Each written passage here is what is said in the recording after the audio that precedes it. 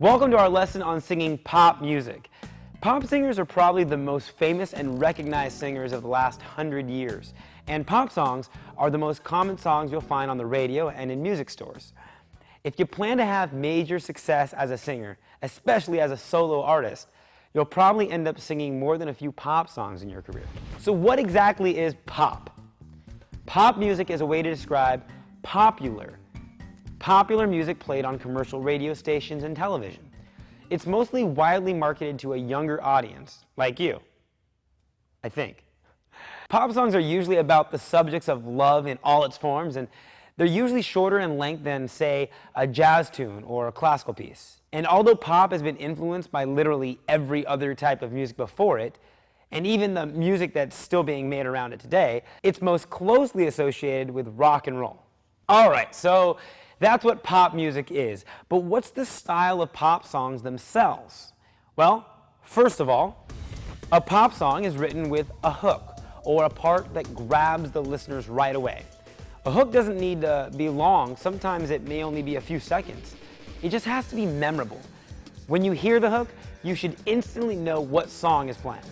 A pop song is also written with creating the catchiest, most memorable chorus in mind. Since the 1950s, pop songs have been written in a standard verse-chorus. Before that, the AABA form was more widely used. And we'll talk about what both of those mean in detail later.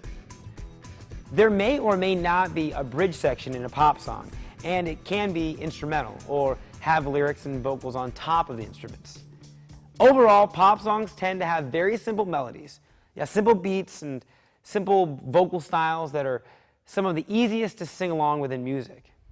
Now, because pop stands for popular, the songs are often about popular trends in current culture. You know, everything that's popular right now in art, fashion, entertainment, everything. Pop songs tend to have heavy post-production work done to them in the studio.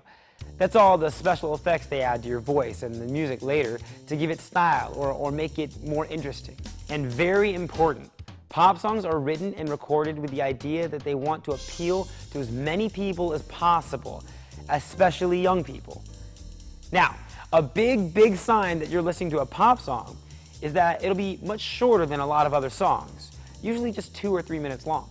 So there you go. That's pop. That's the style, the form, and the idea behind a pop song. But what about actually singing them? That's what we'll cover in the next part of our lesson. The vocal style and the vocal technique that goes into singing a pop song. It's the most important part for you singers. So stick around. I'll see you in part 2.